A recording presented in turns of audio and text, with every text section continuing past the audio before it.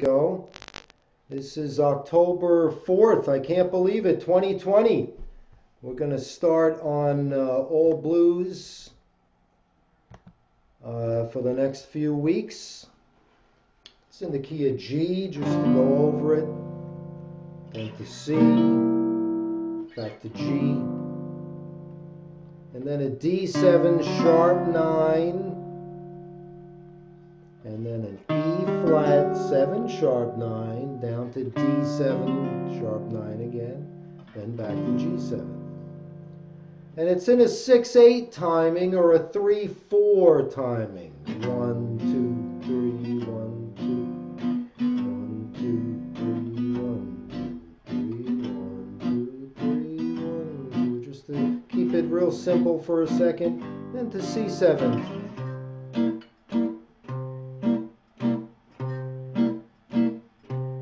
Back to C7, G7th, I mean, sorry, yeah.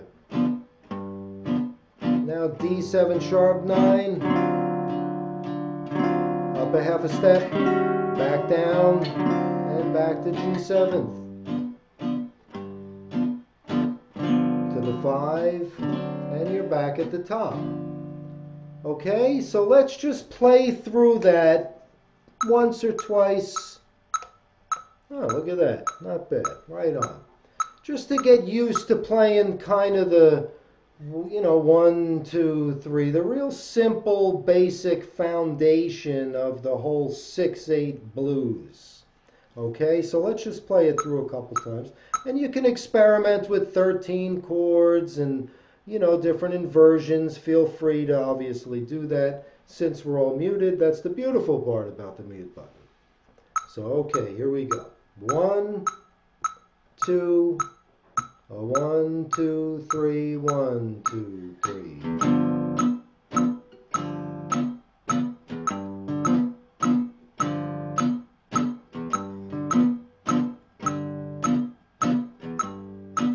Now to C7.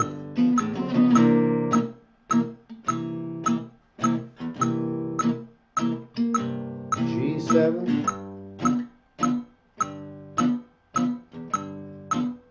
D7 sharp 9, the Hendrix chord. Up a half step, back down, and back to the G7. Quick little 5 chord, back to the top. And this is the swing 3/4. Ba-ba, ba-ba, go down, ba-ba, go down, ba-ba, go down.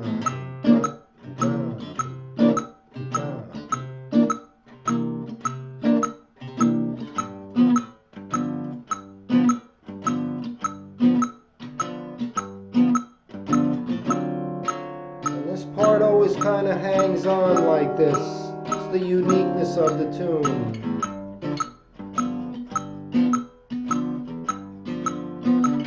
Keep going, I'll play the melody. It's a very simple melody.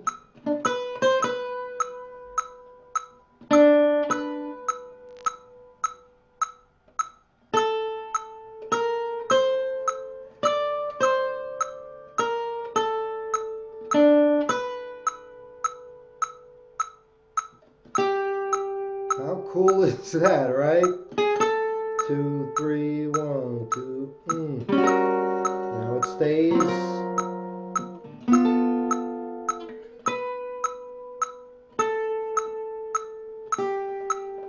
So it's a very interesting melody because it's very simple.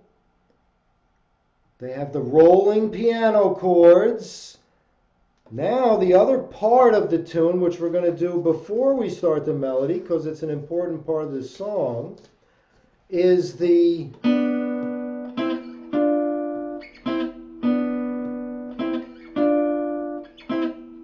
right, that's a B and a D, and then a C and an E, and then a D and an F. I mean, this is a blues riff that you can take into all styles of music. let's just practice this. 1, 2, 3.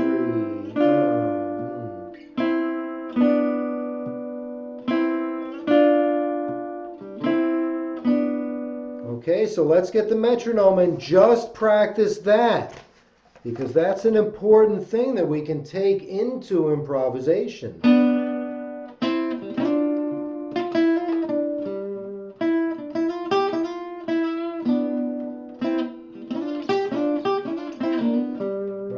That could be a great jumping off point into some blues playing.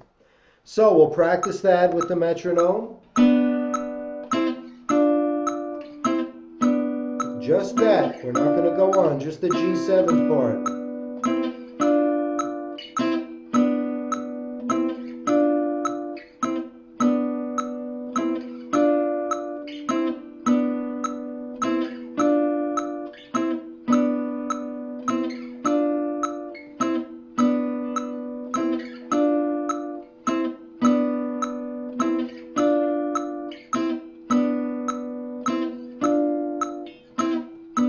Good. Now when we go to the C7th, it's the same thing, only the difference is the third, which is B on the G7th.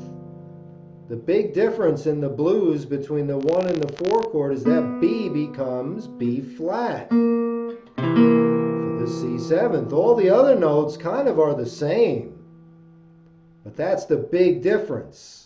So instead of, we're going to hit a B flat.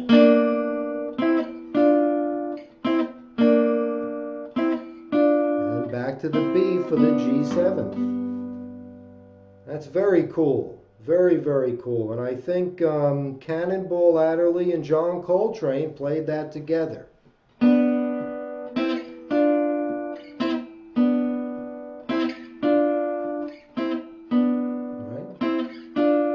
We come up to the C7th, so we hit the B flat.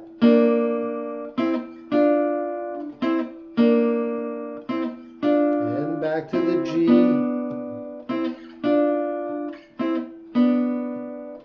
And then the D7 sharp 9.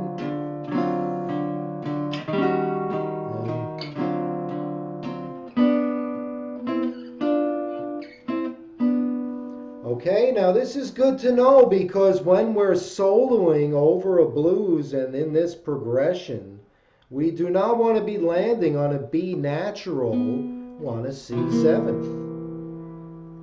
Right? So that's why this is important to kind of get this sound in our head. Okay, and it's also a good pattern for a 3-4 or a 6-8 that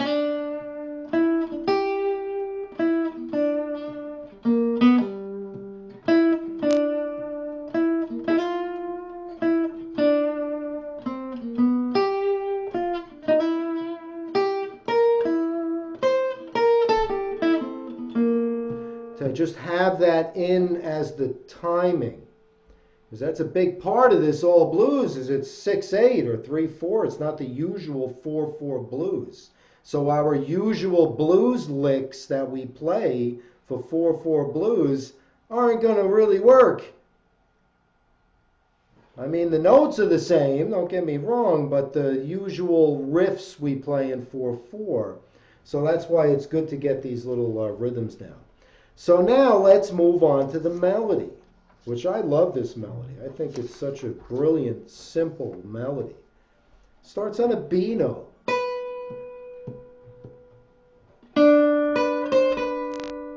Isn't that cool? Just right off the bat. Just starts on the B while a ba-do-bo-do-bo.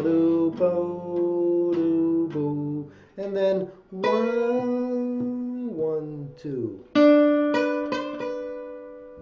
Right, you see that? That's the interval of a sixth.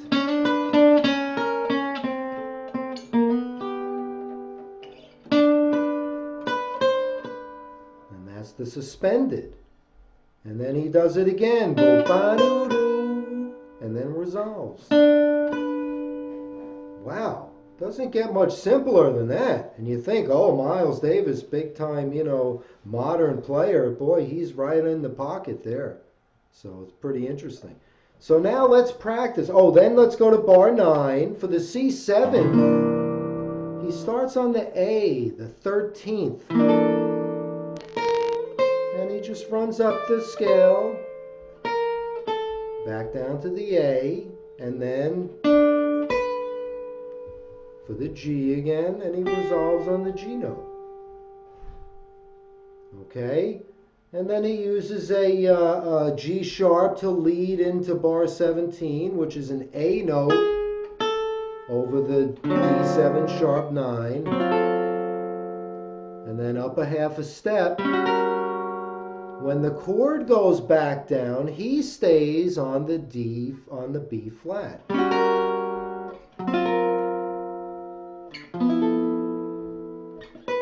And he resolves on the A to the G. You see that? It's very interesting there. So on bar 17, 2, 3, 1, 2, 3, and it stays there. And back down the G, and back down the simple scale. Okay, so I'm going to put the metronome on, and we'll play through the melody a couple of times. Okay.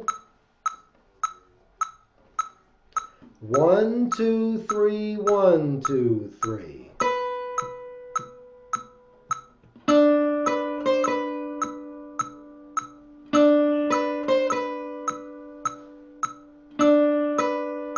3, 1, 2, 3.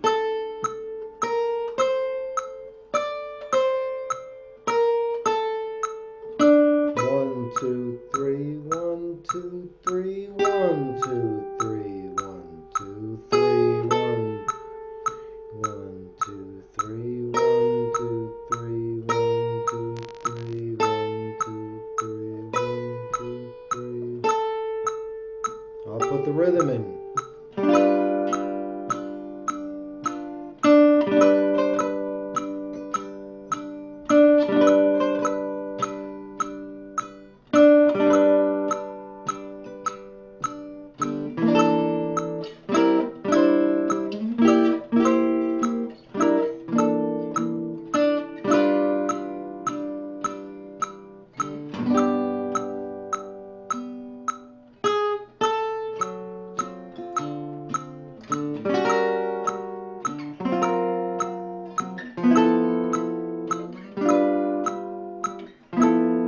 Play it again.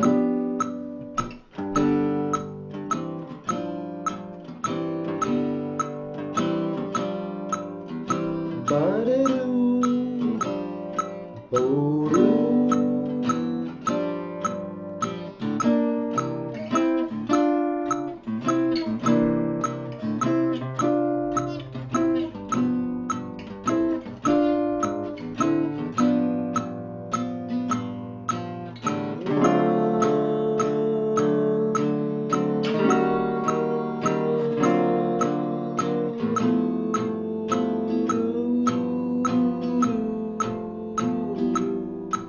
Now, try putting it all on the B string and do some slides. And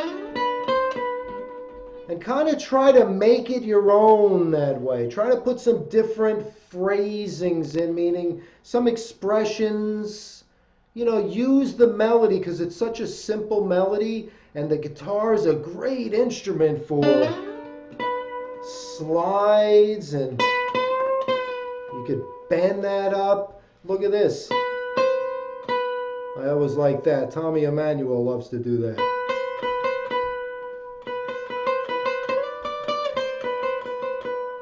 Right?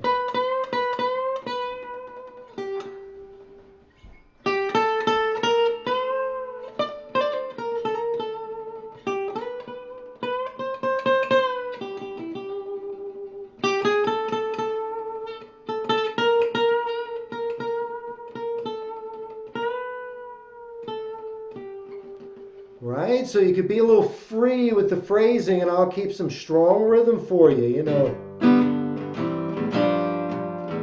I'll just keep it right in your face with that strong rhythm so you could take this melody and kind of make it your own. And that's the way I approach Anytime I've played a solo on this tune, whether it's a show or recording, wherever, I try to take that approach because it's very hard to just kind of blow the blues that you usually play on this tune. So that's why I'm kind of starting with this as a way to get introduced to, to playing a cohesive solo that fits the song, really. And I think that's a great way to fit the tune. So I'll get a little vamp going for you, and then I'll count you in.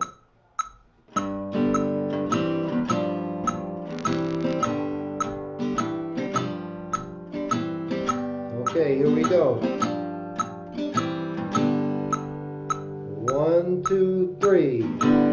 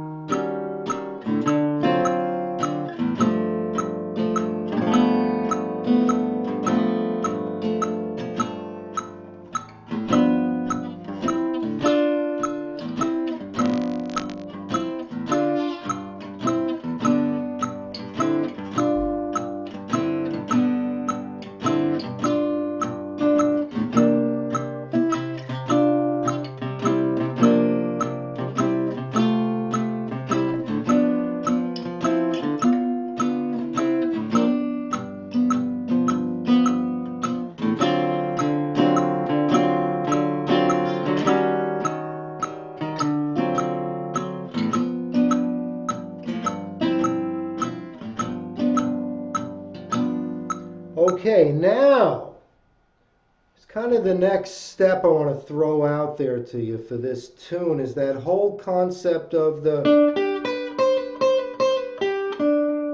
it's a great sound that you hear a lot. It's the whole tune, that Allman Brothers theme, Paper Moon. There's a lot of songs that kind of go in that fifth to fifth, I call it.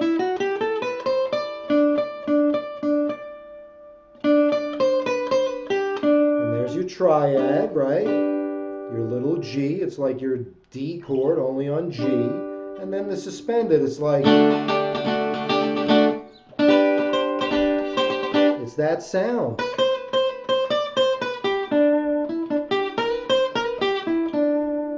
Right? Now when we hit the C7th, difference again is what? The B becomes B flat. And then back to, right? So it's kind of an interesting approach to take if you're going boom, boom, boom, boom, and then you have something that comes in.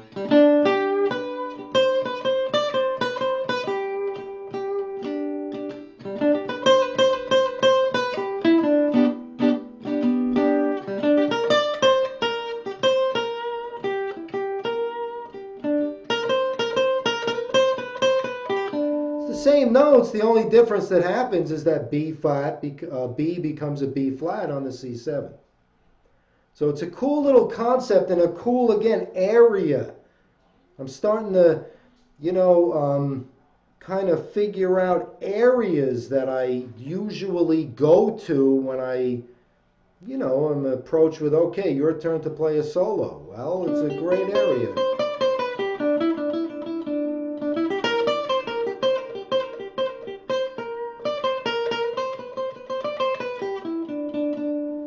So it's a cool approach. Now for the D7 sharp 9. I'll never forget in high school, 9th grade, I was the guitarist in the McDonald's jazz band. I made the second band because the first band guy was a senior. So anyway, And I remember I had a solo and I saw the chord D7 sharp 9, and it was one of those funky big band things. And I came from, playing. So I was like, hold it, D7 sharp 9. And it was years later that I remembered that I thought it's all the notes of the pentatonic, the D pentatonic. We don't have to think about a complicated D7 extended this and that chord. And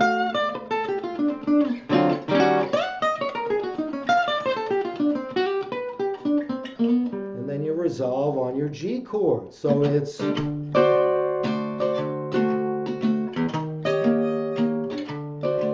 right. Now I'll play the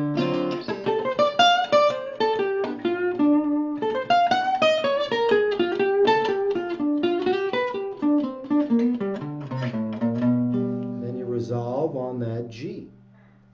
So on that D7 sharp 9, go ahead, play a little D pentatonic and I'll hit the chord.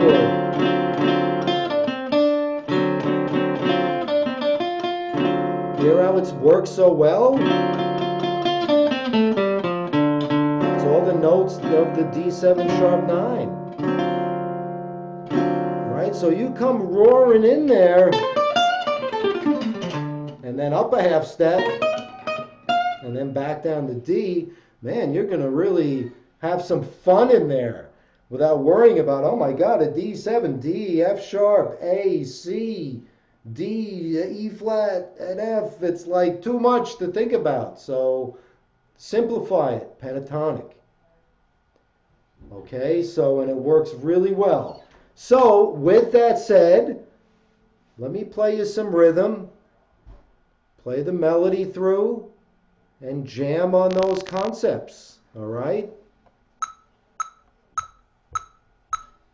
A 1, 2, 3, 1.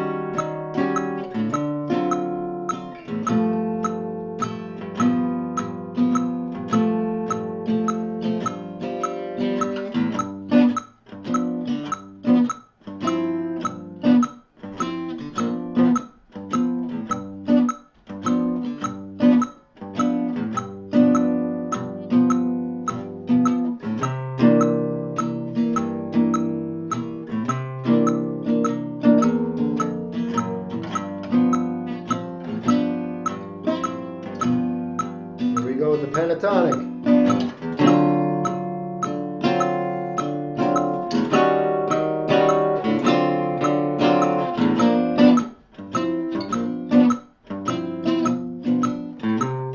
One more.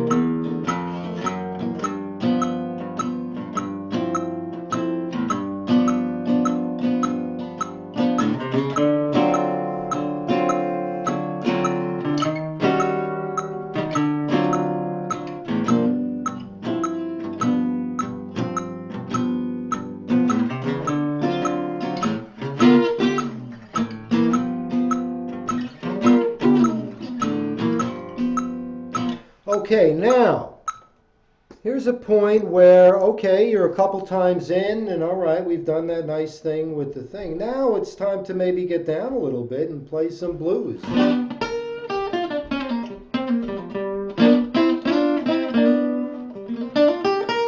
Instead of the,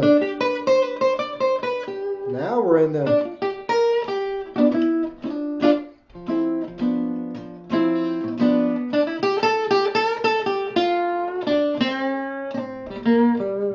it's that Charlie Christian run sound. Remember, we kind of went over that. All of those notes, the combination of the minor and the major pentatonics, but you don't want to go overboard. You want to really define your ideas in this kind of tune, because there's a lot of rhythm going on.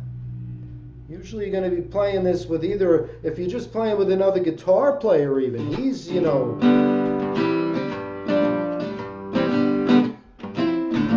there's a lot to do in there, so you don't want to play too much. That thing of running eighth notes doesn't, for me anyway, doesn't quite cut it with this tune to really say something. So, suggestion is maybe mix up the concept of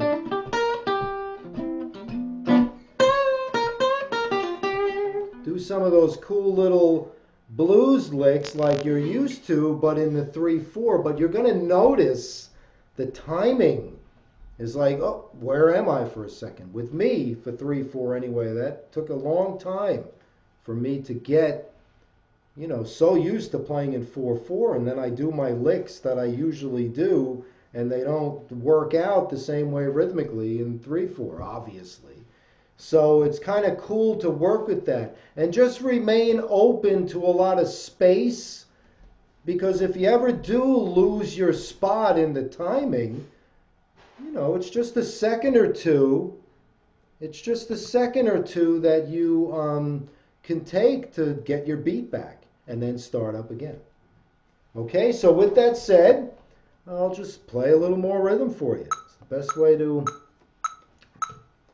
Okay, and then try with a little blues now. A little more traditional.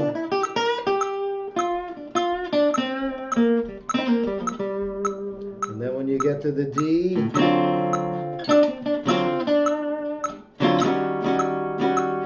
then maybe, you know, switch back and forth. Try to really make some cool musical statements. Remember, the silence and the space is very important to defining your idea. Okay, no matter how simple the idea. I mean, look at the music here. This is the simplest idea in the world, these little melodies that Miles wrote, and they're the best-selling jazz records of all time. So there's something to be said for a good, strong, solid musical idea. Okay, here we go. 1, 2, 3, 1, 2, 3.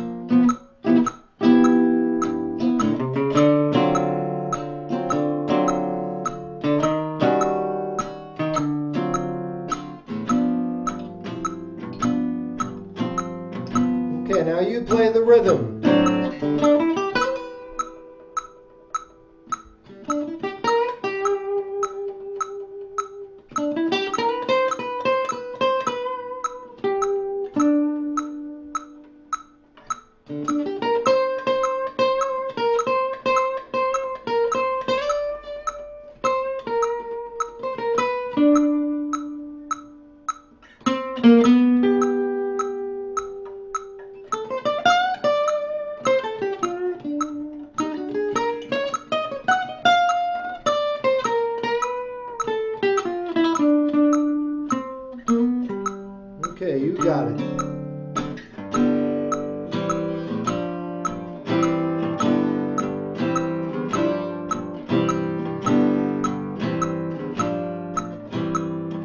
Okay, I'll take 4.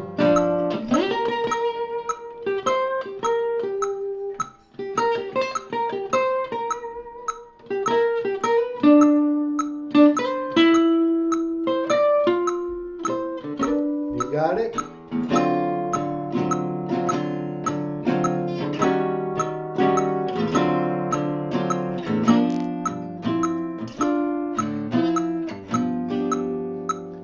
Okay, I just want to leave you with where we're going to go with this next week to give you some food for thought for the week. Because obviously we have our G7th, and then we have our 2 chord that's associated with the dominant, D minor. Now that leaves a whole realm of possibilities here.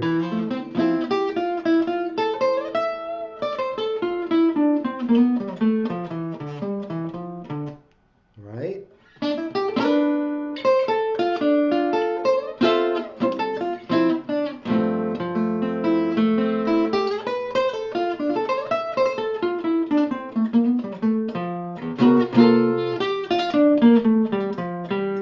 Right? That's for the C7th. We're looking at a G minor.